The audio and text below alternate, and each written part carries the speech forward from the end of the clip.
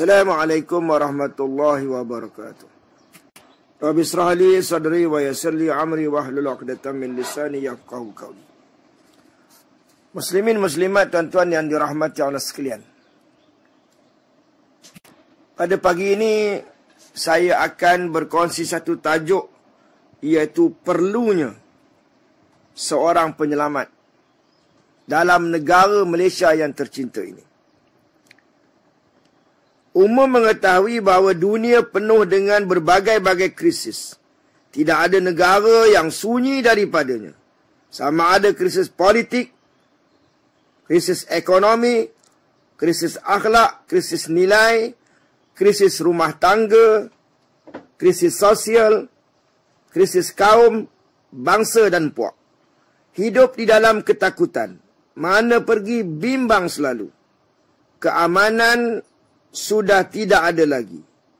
Kasih sayang dan keharmonian sudah hilang. Bangunlah ulama, para pemimpin dan cendekiawan menangani krisis-krisis yang berlaku. Masalahnya sekarang ialah kadangkala yang memikirkan krisis pun terlibat dengan krisis.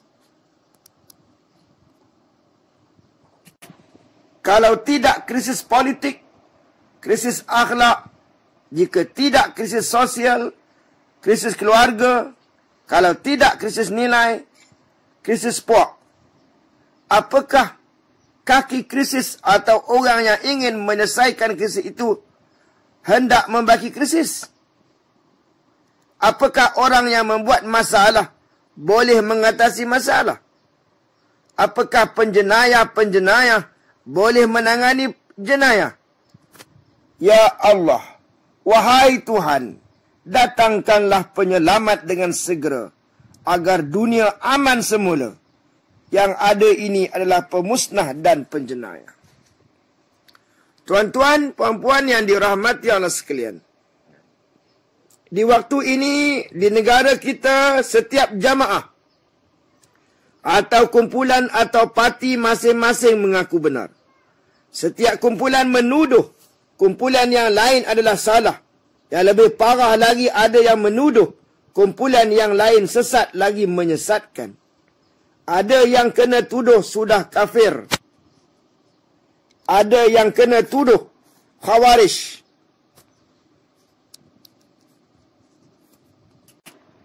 Ada yang kena tuduh membawa ajaran sesat. Yang menghairankan, orang yang tidak bersembahyang pun menuduh orang sesat. Tidak kurang juga kaki rasuah, zina, penipu, dedah aurat menuduh orang sesat. Di waktu pilihan raya, di ketika hendak bertanding suara, banyak juga yang datang berjumpa bomo. Bomo yang membawa ajaran karut dan khurafat. Mereka ini juga mudah menuduh orang sesat. Padahal mereka telah terjebak dengan ajaran syirik. Artinya, orang yang sudah sesat menyesatkan orang. Ada kalanya orang yang baik kena sesatkan. Kerana kalau orang ramai, sudah banyak yang batil, sudah tentulah yang benar disesatkan orang. Apabila berlaku masyarakat yang semacam ini, siapa pun tidak boleh menyelesaikan masalah. Tidak ada orang tengah yang menjadi pendamai. Pemimpin-pemimpin yang ada tidak lagi jadi penyelamat. Hanya menunggu bantuan Allah yang maha berkuasa. Menunjukkan seorang pemimpin yang ada karamah dan berkat, yang akan boleh menyelamatkan keadaan. Seolah-olah seperti kedatangan Rasul di tengah umatnya. Artinya, perlu seorang pemimpin yang berwatak Rasul di dalam kemelut masyarakat. Demikianlah gambaran dunia hari ini. Bahkan begitulah gambaran negara kita pada hari ini. Kita memerlukan penyelamat. Kita perlu kepada pemimpin yang berwibawa, pemimpin yang berkredibiliti, pemimpin yang benar-benar bertakwa, yang sangat disayangi oleh Allah, yang nanti Malaysia ini akan mendapat pembelaan dari Tuhan yang maha pengasih lagi maha penyayang. Kita menanti-nanti ulama-ulama yang akan berperanan secara global, yang bertanggungjawab, yang berani, yang berhikmah untuk menegur mana-mana pemimpin yang melakukan kesilapan dan kesalahan. Kita perlukan kepada ulama-ulama yang ikhlas berjuang, bergelanggang di tengah masyarakat, mengajak manusia untuk cinta dan takutkan Tuhan dan juga rindu kepada Rasulullah sallallahu alaihi wasallam. Inilah senjata cinta dan takutkan Tuhan dan rindu kepada Rasulullah sallallahu alaihi wasallam adalah senjata, adalah aset yang tidak diketahui oleh ramai orang. Mereka menganggap apa-apa yang berkaitan dengan Tuhan atau berkaitan dengan Rasul itu adalah jauh ke belakang. Kita sudah berada di akhir zaman, menjelang kiamat. Maka perkara yang sebegitu tidak mustahil.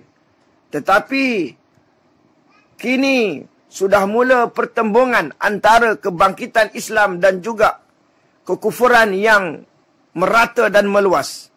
Maka insya-Allah tidak lama lagi Allah akan menangkan kebenaran.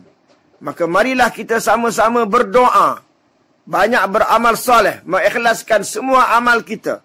Marilah kita menebus dosa-dosa silam, kesalahan yang silam. Marilah kita membanyakkan sedekah untuk mengelak segala macam bencana dan bahana.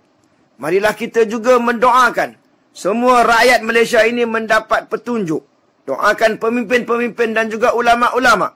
Mudah-mudahan mereka akan kembali kepada jalan kebenaran, jalan ke syurga insya-Allah. Marilah kita mendoakan dan selalu berdoa agar Malaysia ini akan diselamatkan oleh Allah Subhanahu wa taala yang Maha Baik, Maha Pengasih, Maha Penyayang, Maha Sempurna dan Maha Adil. Marilah kita berusaha bersungguh-sungguh untuk membina kerajaan Islam dalam diri kita. Sifat-sifat mahmudah, sifat-sifat yang terpuji dan menjauhkan daripada sifat-sifat mazmumah, sifat yang keji. Dan mudah-mudahan insya-Allah akan tertegaknya sebuah negara Islam yang tulen, baldatun thayyibatun warabun ghafur, mendapat rahmat, mendapat berkat, mendapat kemajuan dunia dan akhirat. Sekian saja perkongsian pada pagi ini. Wallahu alam. Assalamualaikum warahmatullahi wabarakatuh.